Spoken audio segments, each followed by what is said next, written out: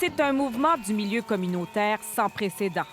Plus de 10 000 personnes, à bout de souffle, venues se faire entendre devant l'Assemblée nationale. Sous-financés, c'est nous brisés! Simon Fournier travaille à la Maison de la famille de Charlesbourg, à Québec.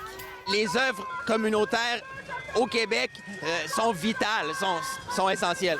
Essentielles parce qu'en plus de désengorger le système de santé, elles font une réelle différence dans la vie de plusieurs. Éric Girard en sait quelque chose. Pêche et Sherpa au 130 boulevard Charest m'ont sauvé la vie. Tout simplement, j'avais besoin d'aide et ils ont livré.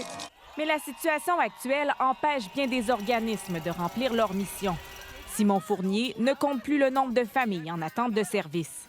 Parce que le réseau déborde, ils se tournent vers le communautaire. On apprécie leur confiance, mais s'il vous plaît, donnez-nous les moyens de réussir.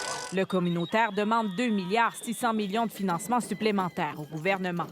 L'objectif, répondre aux besoins qui ne cessent d'augmenter, mais aussi donner de meilleures conditions de travail aux employés. Dans certaines organisations, de salaire qui va tourner autour de 18 à 20 de l'heure pour tenir le filet social à bout de bras. Ça fait 20 ans que j'œuvre dans le milieu communautaire, puis j'ai déjà eu besoin des services d'un organisme communautaire moi-même, là, étant dans des situations parfois précaires. Interpellé à la période de questions par Québec solidaire, François Legault a remercié les organismes pour leur travail exceptionnel. On a doublé le budget des organismes communautaires, mais je le sais, Madame la Présidente, qu'il y a encore du travail à faire.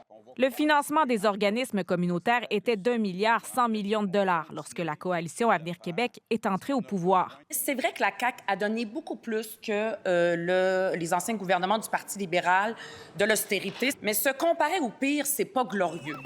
Le milieu est convaincu que son mouvement aura permis de conscientiser la population. Il entend continuer de mettre de la pression en vue des prochaines élections cet automne. Ici Marie-Pierre Mercier, Radio-Canada, Québec.